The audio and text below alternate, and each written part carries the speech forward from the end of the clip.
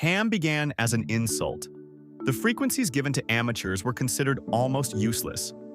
Yet those same operators used them to cross oceans, build their own satellite, and speak with astronauts. How did the people nobody took seriously become some of radio's greatest pioneers? In Episode 1, we explored what ham radio is. Now comes its stranger history. How an invisible prediction became a worldwide hobby, why amateurs were pushed aside, and how being pushed aside helped them change radio. The story begins before anyone could build a radio. In the 1860s, Scottish physicist James Clerk Maxwell developed equations showing that changing electric and magnetic fields could travel together through space as waves. His mathematics also showed that light was part of the same electromagnetic family. About 2 decades later, Heinrich Hertz tested the idea. Between 1886 and 1888, he made an electric spark at one end of his laboratory. Across the room, with no wire connecting the two devices, a tiny spark appeared in a separate metal loop. Electromagnetic waves had crossed the space between them. The unit of frequency, the Hertz, now carries his name.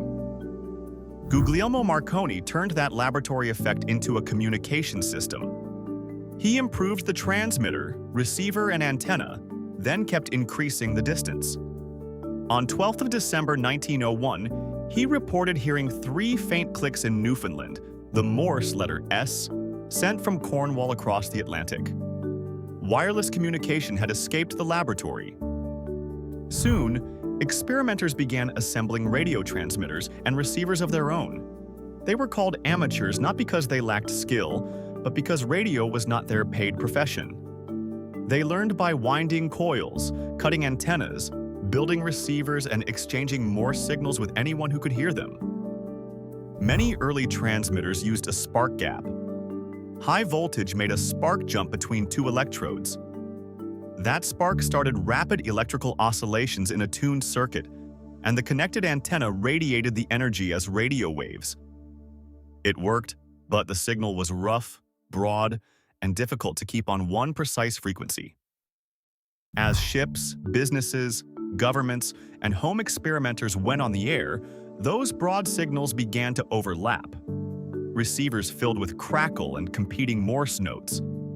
Everyone was trying to use the same invisible space, and radio had developed its first traffic jam. This is where the nickname enters. The best supported explanation comes from older telegraph slang. A clumsy or unskilled operator could be mocked as a ham, or described as ham-fisted. Professional wireless operators later used the same insult for amateurs they considered noisy or inexperienced. The amateurs eventually adopted the word themselves. The popular story that ham came from the initials of 3 operators, Hyman, Almy, and Murray, is a later legend, not the origin supported by historical evidence. What began as mockery became the name of the community. In the United States, the Radio Act of 1912 required licenses and restricted most private experimental stations to wavelengths of 200 meters or shorter, about 1.5 megahertz and above. Commercial and government operators preferred longer wavelengths and generally believed the shorter ones were poor for long-distance communication. The unwanted frequencies had a hidden advantage. High above us, sunlight creates regions containing free electrons and ions, the ionosphere. Under suitable conditions, radio waves entering this region are bent back toward the ground. One hop can carry a signal beyond the horizon. Several hops can carry it across an ocean. Amateurs also learn to cooperate. If one station could not reach the final destination, another could receive the message and pass it onward. In 1914, Hiram Percy Maxim helped organize this idea into the American Radio Relay League. The word relay described exactly how the network worked.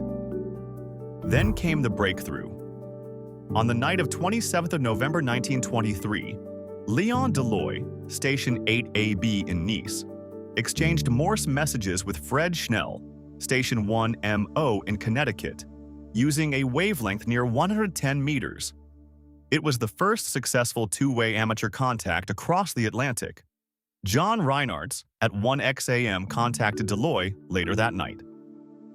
The frequencies amateurs had been given were not useless after all.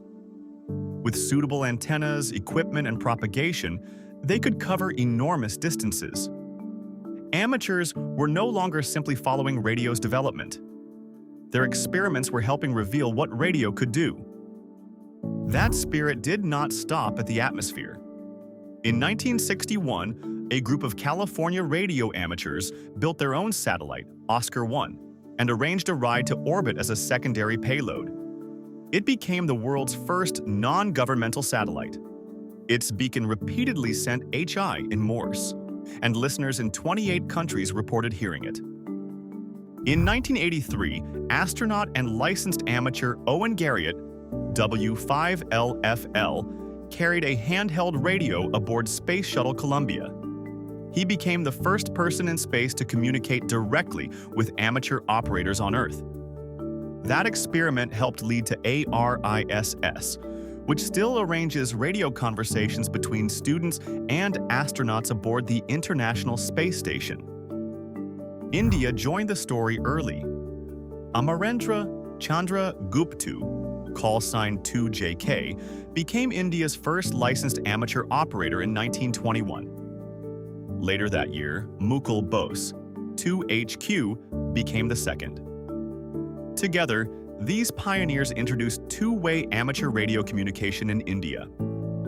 As the community expanded, Indian amateurs organized nationally through the Amateur Radio Society of India, founded in 1954. Rajiv Gandhi was also a licensed amateur, callsign VU2RG.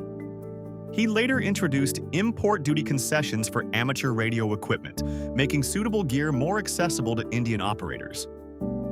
Across this history, the same pattern keeps returning. Give curious people room to experiment, and they test assumptions. Give them a difficult frequency range, and they learn how it travels. Give them a communication problem, and they build a network. Give them access to a rocket, and they build a satellite.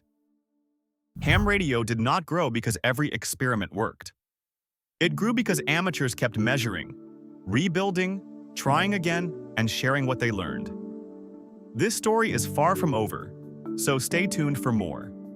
And tell us which part you found most surprising: the insult, the unwanted frequencies, or hobbyists building their own satellite.